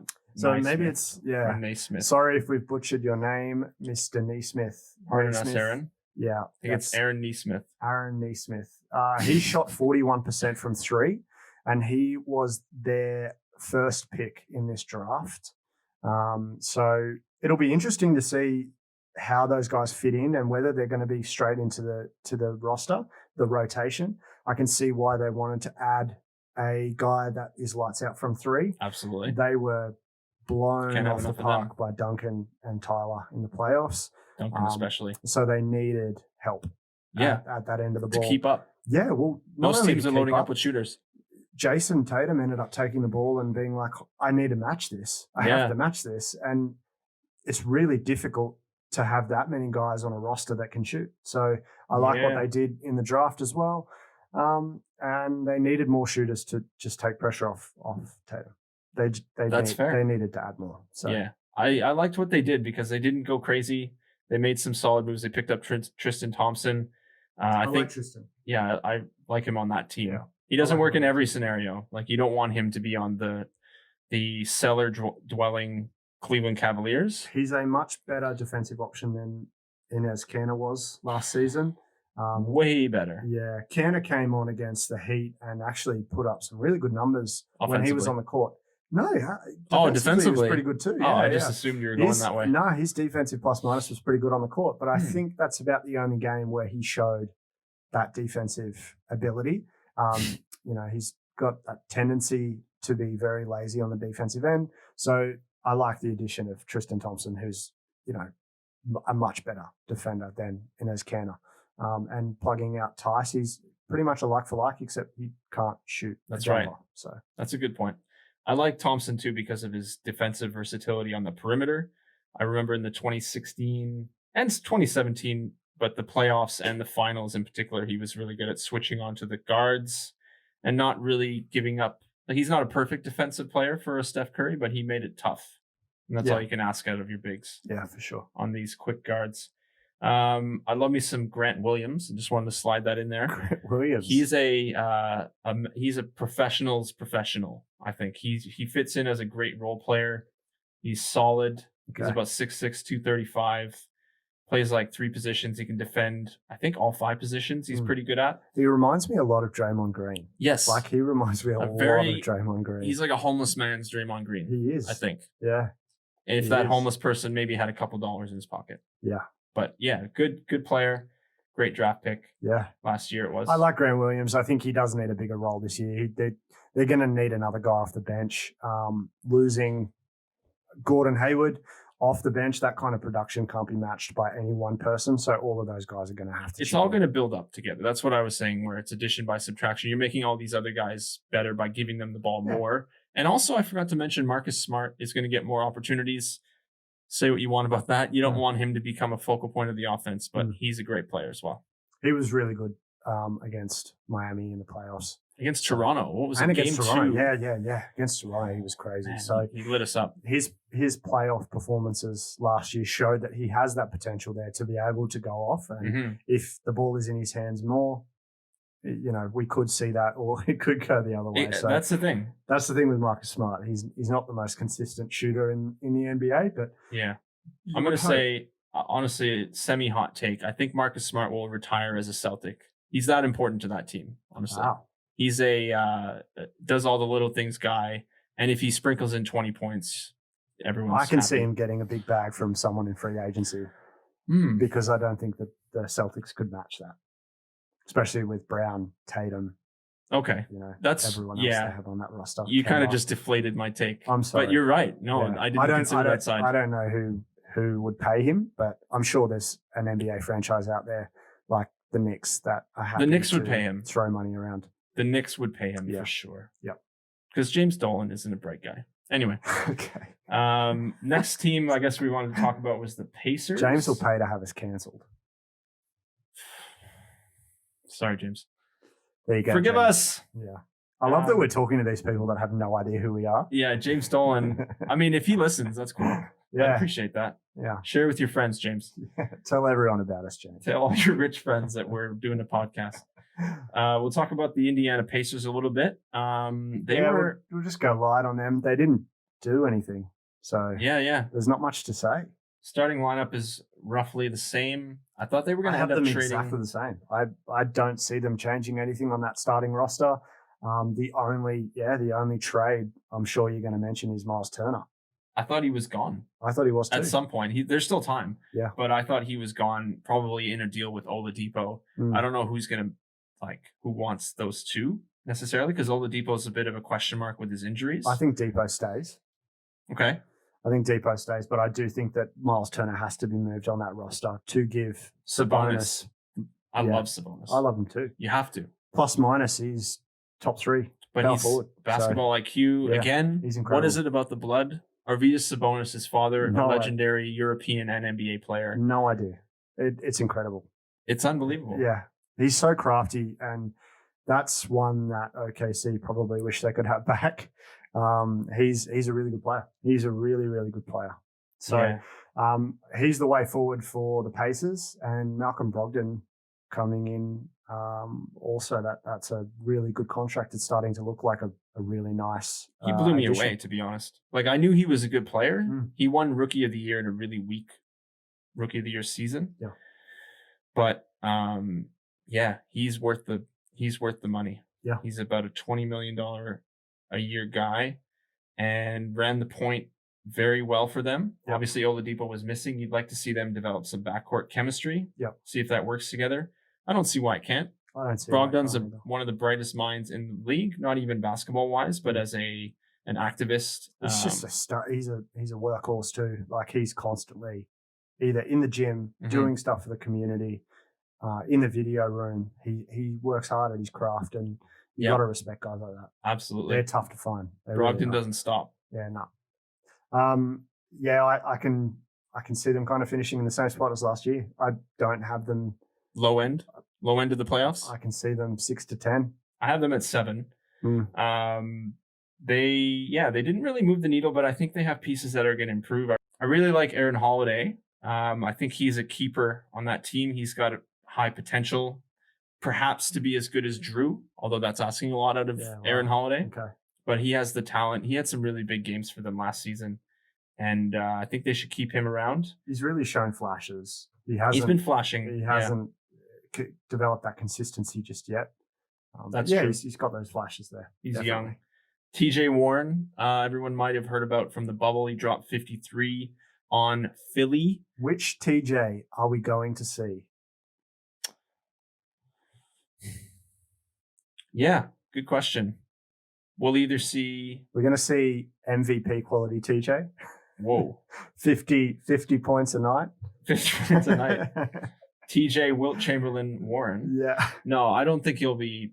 Like, he's a great scorer and a good defensive player. I love the little beef that he has with Jimmy Butler. I think that's fun TV. I was just about to say that was his wake-up call, where it's like, maybe I'm not as good as that one game, because Butler just sent him right back to the TJ we all know. And he went from TJ Warren to TJ McConnell real fast. Yeah, he did. No offense to TJ McConnell. TJ, okay, this is an interesting fact. Every TJ that has ever Pacers. played in the NBA, there have only ever been 3 TJs in the NBA, and they have all played for Indiana.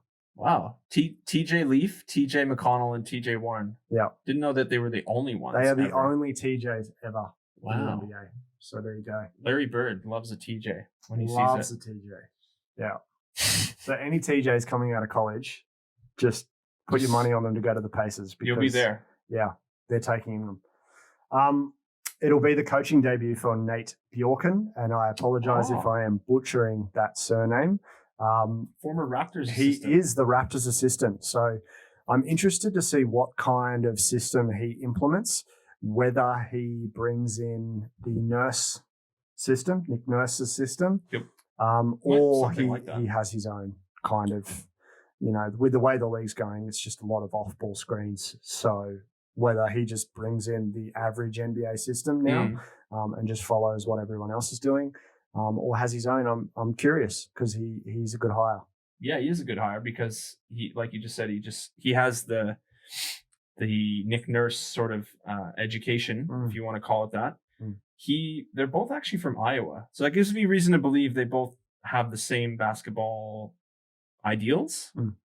Maybe I'm jumping to a conclusion. I think you do take a lot from where you're from, especially basketball, where different cities have their kind of the things that they're known for. Right. You go out to New York and it's all handles. Triple drive. Yeah. Yeah, it's all handles. Can't shoot. Yeah. Well, no, I'm not going to go that far. Can't shoot if you're from New York. It's just impossible. That's Mac. That's not me. I'm going to come to New York and someone's going to light me up with like 40 footers and I'm going to be at Rucker Park with my head in my hands like this. Yeah. Why did I say that on the podcast? I can't wait until, we start having to show what we can do on the court. That's going to be really funny. That's where the content is really going to take off. It will.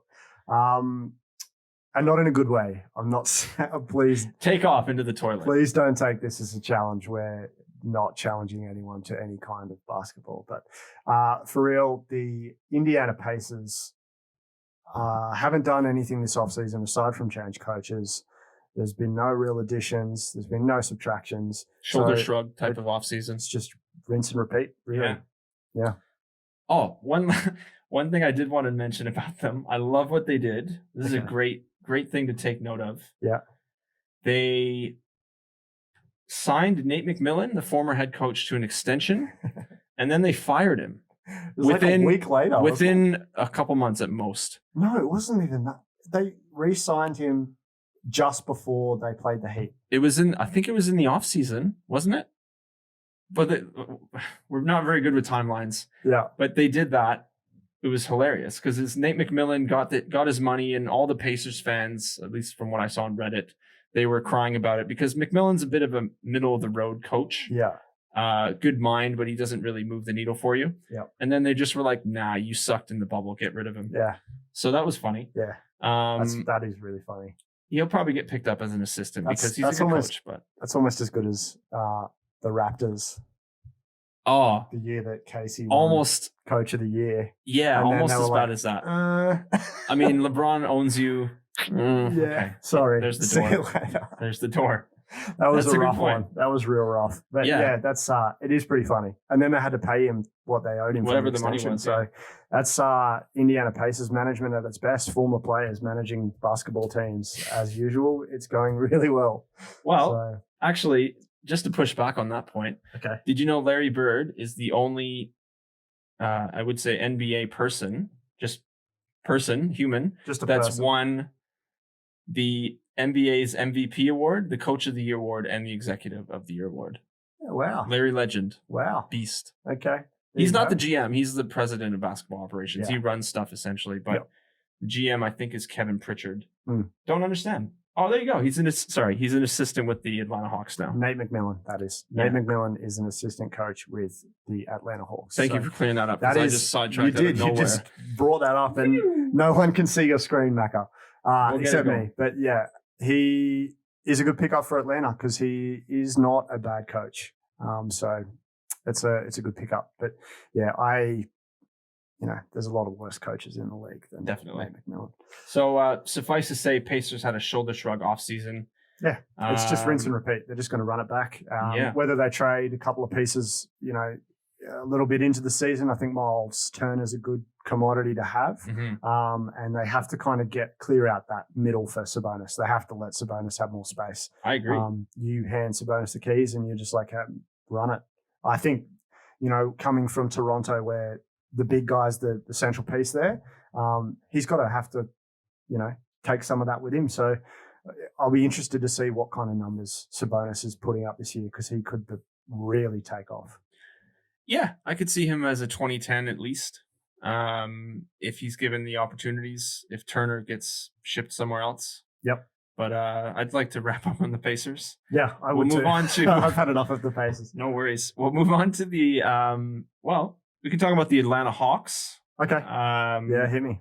Kind of a polarizing offseason, I think, for a lot of people. Okay. A lot of people are high on them because, including myself, to be honest, I've got them picked as a playoff team, sliding into the 8 seed, even with the Westbrook trade. Yep. Because of the moves they made, they're a little bit more professional. I like Trae Young, even though you'll never be able to justify trading him for Luka Doncic. Or trading Luka Doncic for him, I should say. Please don't add us, Atlanta fans. You're not going to win this one. The thing is, I've got on good authority that some Atlanta fans would prefer Trae Young anyway because of his style of play. He's exciting and flashy, and Atlanta needs somebody to get behind. Are you kidding? No, dead serious. Not saying Luka's not better because he obviously is. No, but the fit for Atlanta. Trae's how do you flashy. not think that Luka Doncic is exciting? He's my favorite player to watch by far. He is incredible. It's more the personality and the because Trae does a lot of flashy dribbling and he fits into Atlanta's look. Okay. Luke, I'm not saying I would take Luka Doncic a million times. No, I'm not arguing with you. I'm more upset at the Atlanta fans who believe that Trae Young. There's is some that the guy. Maybe they're just trying to justify the pick because they ended up with him. You'd have to. And they're going, well, we have to rationalize what happened here. I remember messaging one of my good friends. Hawks fan? No. He's a Lakers fan. Okay. But I messaged him when the trade was made on draft night, and I went off. I was like, the Atlanta Hawks will forever regret this. This is the worst trade in their franchise's history because Luka Doncic is the real deal. Transcendent. He's an MVP. There were a lot of, you're not wrong. A lot of people were high on Luka and him going 3. I mean, the Kings should have picked him. That's the real travesty here. Vlade Divac. Poor Kings. Yeah. Vlade Divac made a poor decision there. I think it's an owner problem more so than it is a GM decision. Vivek Ranadive? Yeah. Ranadive? There's some footage I saw through the week that I'd never seen before, so that's probably my fault, where they were drafting in 2013? Joel Embiid year. 2014. Yeah, it was Nick Stauskas. Yeah, I've seen that clip. Yeah. They had Pete D'Alessandro was the GM, the bald guy. Yep. Pete, the bald guy, D'Alessandro. Super interesting to see how that unfolded. But they brought in a bunch of analytics guys. The analytics guys were like, "Oh, it was a cool video. Is cool. Yeah. He's a really good player. Can see him being a lights out shooter." Obviously, Stauskas never amounted to that. Out of college, it's tough to pick a player. But the owner was all in on Stauskas when they could have potentially traded up. The owner was all in on, he was a bit overpowering. I remember watching that video. And the other thing with that too is, with that particular video, is the GM kept saying at number 8, there's not a lot of room for error. These picks have to be right. Unfortunately, it wasn't right. In retrospect, it did not age well at all. That aged like milk. There were a lot of good players that were taken after too. Yeah, that they made a mistake. Sorry, Sacktown. Yeah, apologies.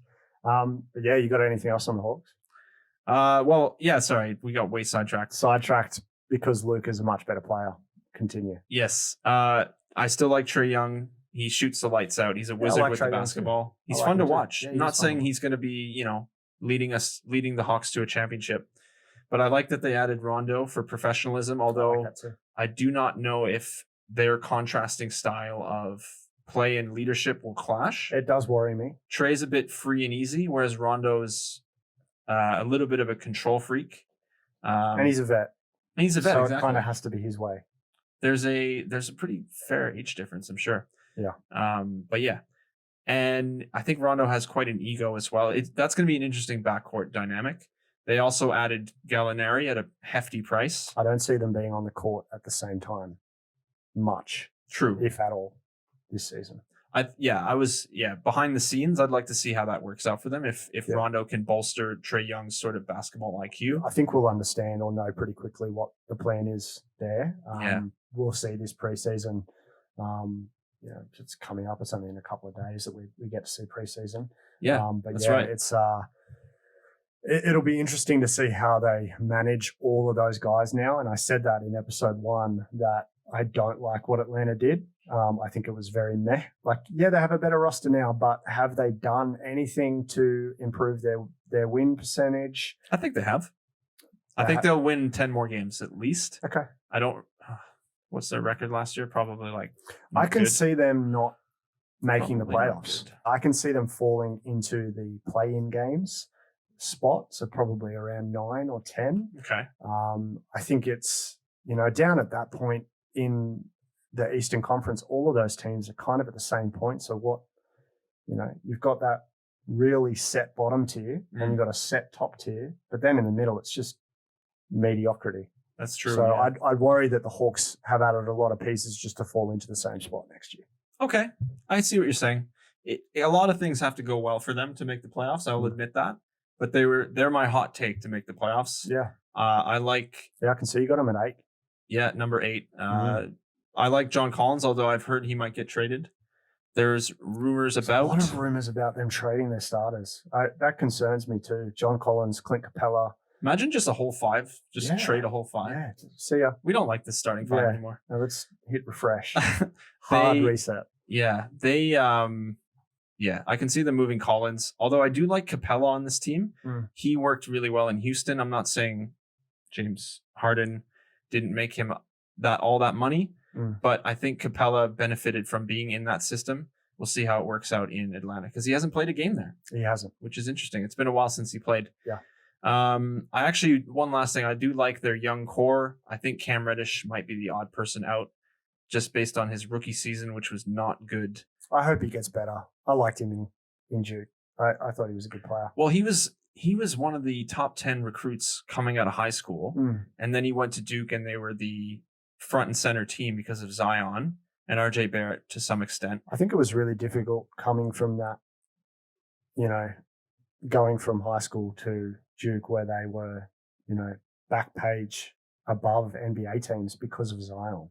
Like Exactly. Zion was on back pages and front pages on websites for months. Like that guy was an enigma. Superstar. Yeah, and Cam Reddish got dragged into that, so it's tough coming from high school, just go straight into that. So I hope he improves, and I think he'll get the chance to do that now with Atlanta adding more pieces to take a lot of the pressure off them. But again, I worry about, taking the ball out of those young guys' hands so That's early fair. in their careers. There's a lot going on there, and I may be overconfident, but I like them to make the playoffs. They also got Bogdanovich at a pretty hefty contract. Those two picks kind of need to pan out for this to all work. Like I said, a lot of things have to go right for them. But I can see them. They added a Kongwu, Onyeka. Oh Kongwu. yeah, that's right. Yeah, they did. So He's okay. That's also interesting considering He's all right. you have Clint Capella. Pretty similar. You need a young guy, and if Capella's contract runs out, you can hopefully he's developed at that point to just fill in. Then why would you trade for Capella? Well, you didn't know. However you say his name, you didn't know he was available. Onyeka Kongwu. Wow, you're nailing that. Thank This guy's the draft guy. So hit him up for draft questions and concerns. I think, adding Onyeka Kongwu makes Clint Capella pretty obsolete. If Okongwu comes in and does what, many fans expect What you him expect? to, I would expect him to be a double-double guy pretty much straight off the bat. Wow. Yeah, he's very athletic. Like he's very athletic. He's quick, runs the floor, plays exactly the same, pick and roll guy. So it's pretty interesting that they took Okongwu. It tells me that they do want to make some moves in that front court. And you have to play Gallinari at the 4, which we discussed in episode 1 as well. So I'm curious to see what kind of moves they make throughout the season to change up the roster a bit. There's probably going to be some stuff happening. Yeah, I would hope so. As for Atlanta and for their fans, I would hope that they tidy up the mess that they've kind of created there. Actually, to that point, I can see some contenders needing shooting coming in for either Gallinari or Herder. Yeah, Yeah, he's a good player. But basically, Bogdanovich too could be a trade piece. Plucking them out of Atlanta if it's a bad situation, because that's what happens. Yeah, you got buyout guys or you got trade candidates. Well, Gallinari would definitely be front and center for a lot of teams looking for shooting. And good player. Yeah, same as Herder. Herder could be on the trade block as we speak, considering the logjam that they now have at the 2. You're not wrong. So yeah, I'm interested to see what they do there.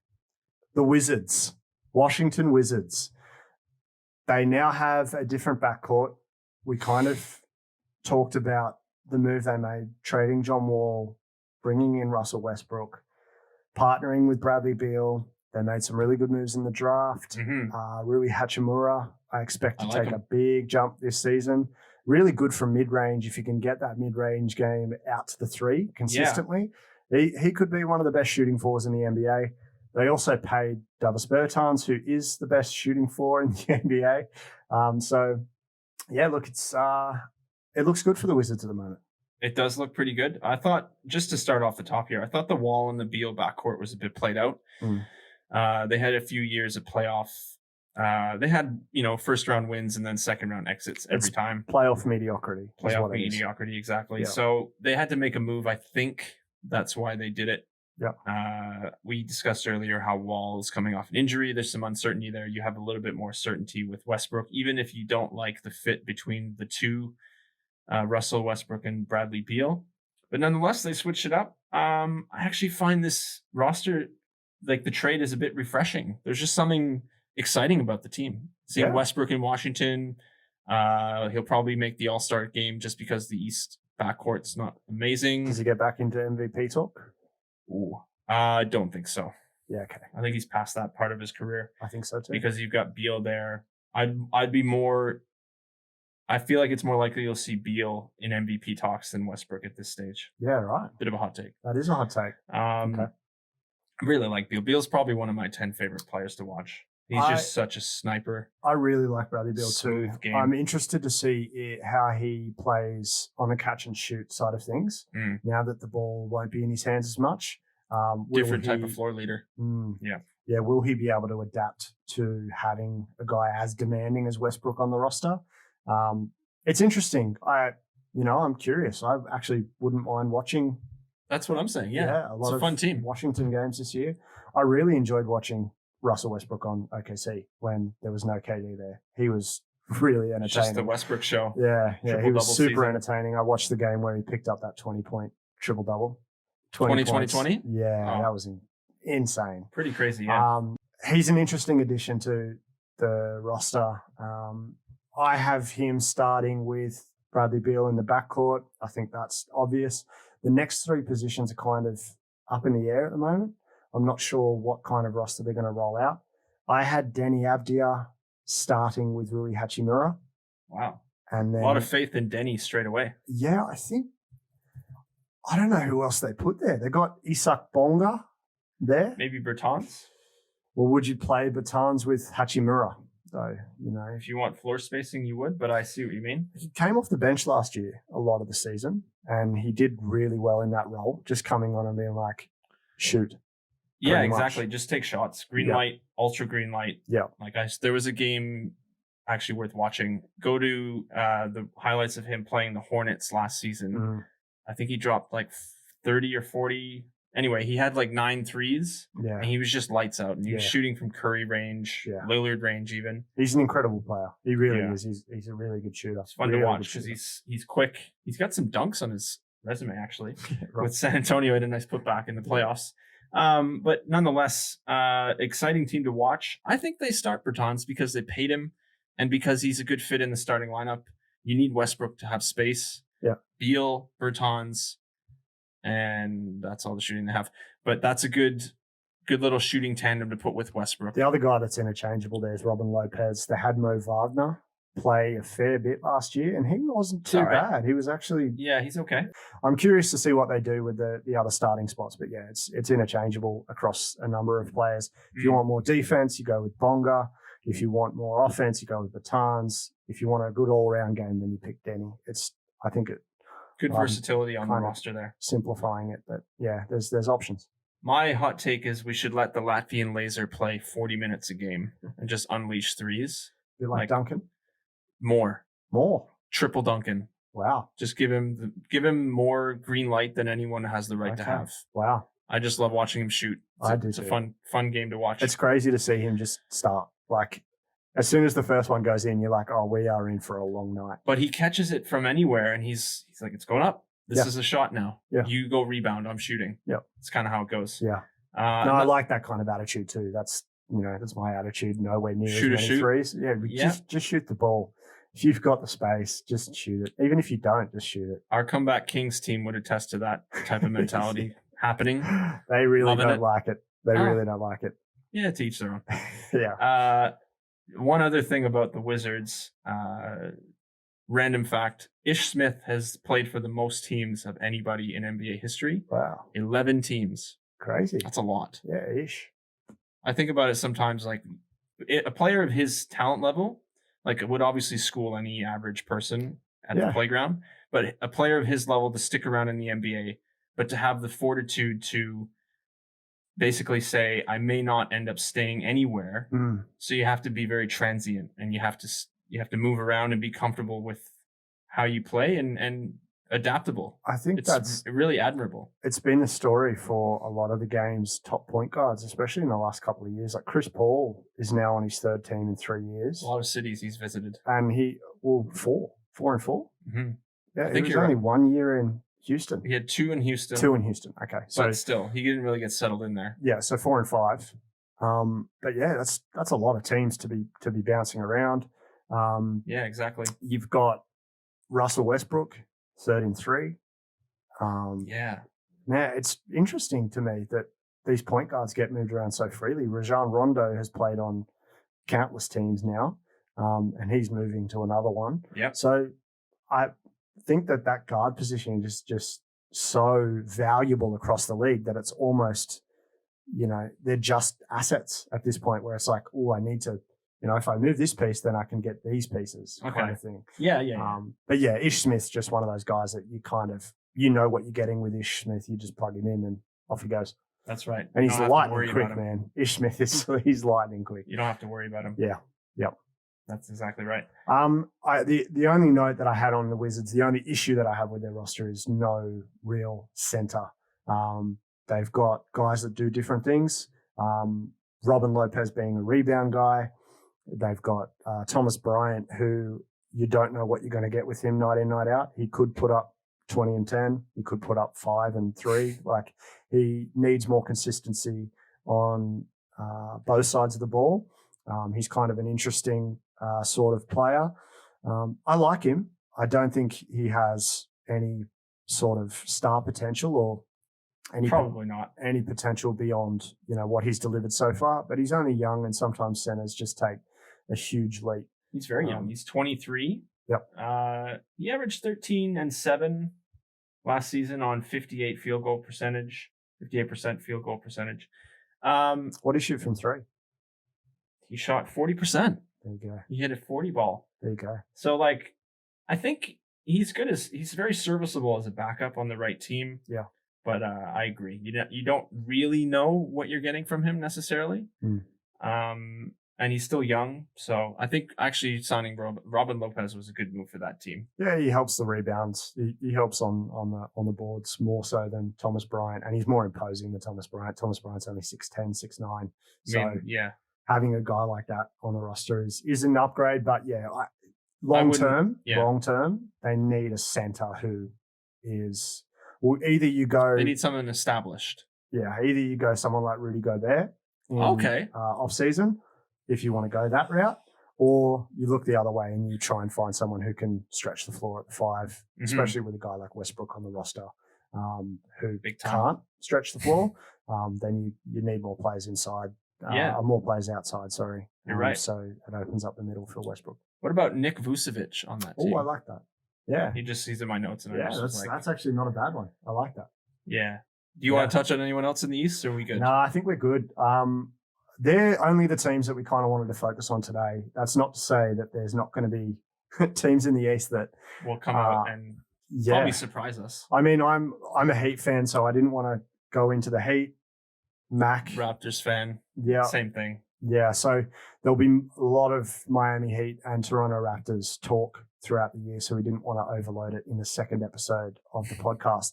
But we do have homers for the Miami Heat. Homer and Homer.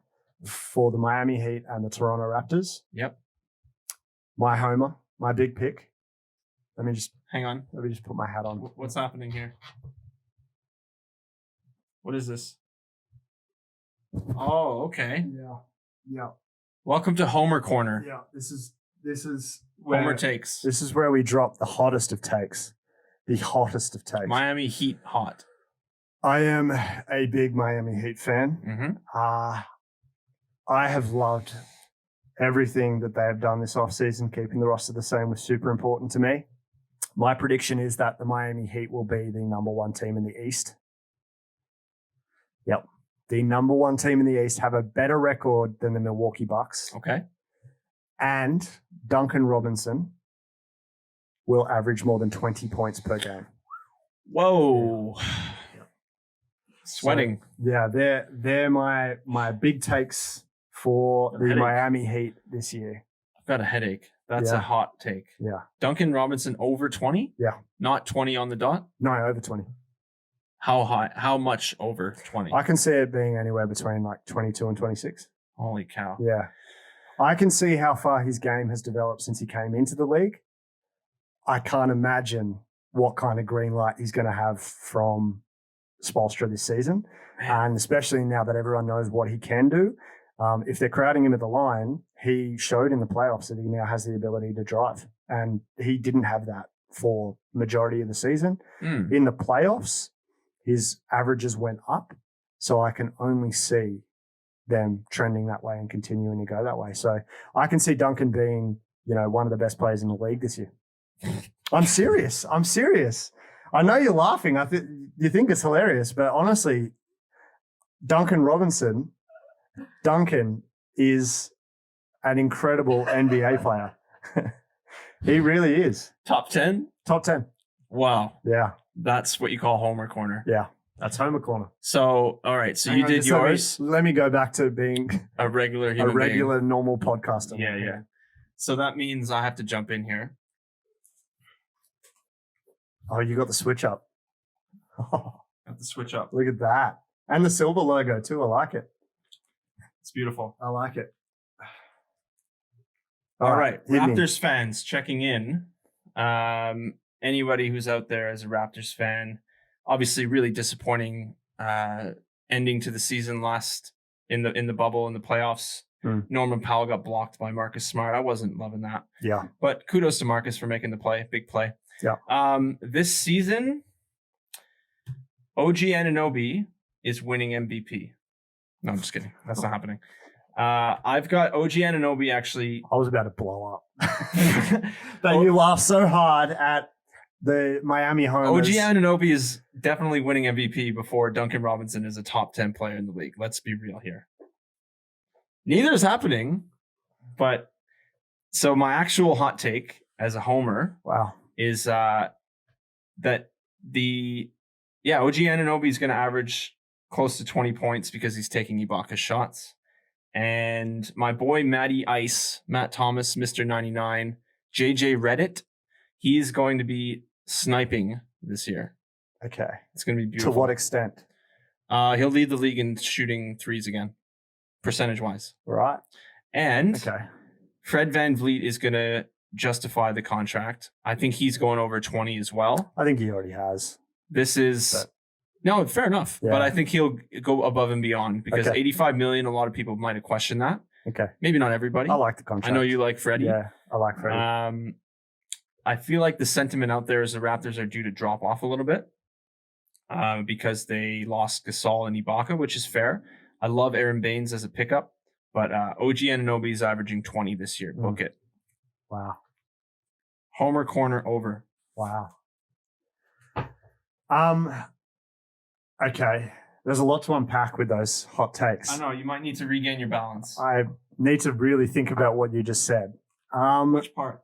I struggle with the loss of Marc Gasol because you have guys in the East like Joel Embiid, Bam Adebayo, Giannis, who Gasol would make a difference against, especially being in the paint, bringing him out of that roster. And yeah, you're bringing in Aaron Baines, but Aaron Baines is a different player to Marc Gasol, especially on the defensive end of the ball. So probably a more aggressive shooter. Yeah, Gasol is a bit too passive for my liking. I love Marc Gasol, one of my favorite players of all time, honestly, because of his basketball IQ. He's a great passer and what have you. Made a big difference on the championship team, but a little bit passive. Shooting the ball, especially. Baines is going to put up shots. Yeah, and he doesn't hesitate. Nah, he's a shooter. But yeah, I can see the difference being on the defensive side of the ball more so than offensive. And I worry that, the depth just isn't there at center anymore. So it isn't. It's a problem. But yeah, look, they're still in the East, so they're still going to make the playoffs. That's the bonus of being in Toronto. And in the East, you make the playoffs. Yeah. But I would like to see them make a trade to pick up a center. I don't know who you get rid of on that roster. But, they need to start looking at it might be Lowry. It's tough. Lowry might be part of it, even though he's owed $30 million, I think. Yeah. It's a lot of money. That's a tough contract to trade. Match somebody else. Tough on a trade. All right. I think that'll do for episode 2 of the Shootaround Podcast. Yep. We appreciate everyone who has checked first episode out. If you haven't, it's up everywhere.